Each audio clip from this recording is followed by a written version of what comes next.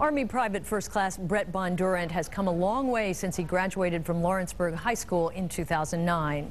He's fought in Afghanistan, where he lost both legs. Over the weekend, he was honored in Washington.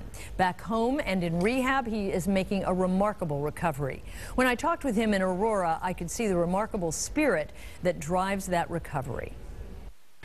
On September 28, 2011, at age 20, Bret was badly wounded in an explosion of an IED. Since the day that changed Bret Bondurant's life, his community has embraced him. I get weak to my stomach every time, especially coming back for the first time. That was pretty crazy. I didn't expect the whole town to come around like that. This was Memorial Day in Rising Sun. Bret says he's been surprised at how the support continues. Does that really touch your heart? Yeah, it does, especially the people I grew up with. So I think that's what's most important. I talked with Bret at his grandfather's home in Aurora. He's worked hard in rehab to walk with his new prosthetic legs, but he's determined to do much more. They're pretty comfortable now, so I can do about anything on them now. Really? Can you run? Not yet. Not yet. Are you planning to? Oh, yeah, definitely. Definitely. That determination is no surprise to Bret's grandfather. He's a good kid. He'll work his butt off to get what he wants. Jerry Bondurant says Bret was a good three-sport athlete at Lawrenceburg High.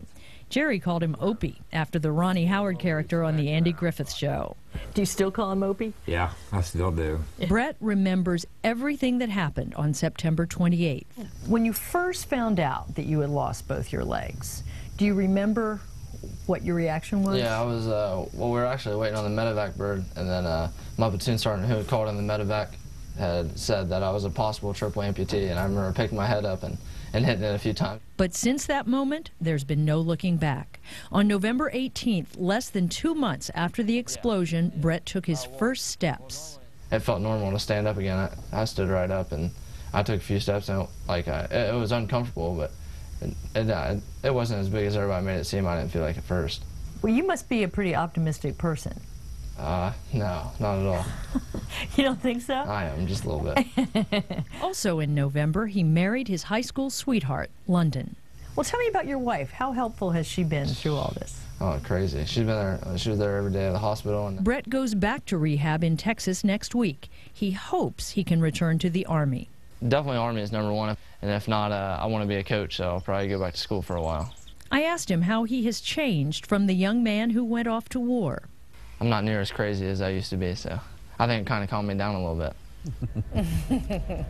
Bret is back in Texas now for more hard work in rehabilitation. In Washington, he received a flag that flew over the Capitol and also presented a wreath at the Tomb of the Unknowns. It's just a privilege to have met him. He's a nice young man. Got an infectious smile. Yeah. You can't help but smile and feel good for him when he smiles. Yeah. Real story of courage, too. Yes, it is. Absolutely. Yeah.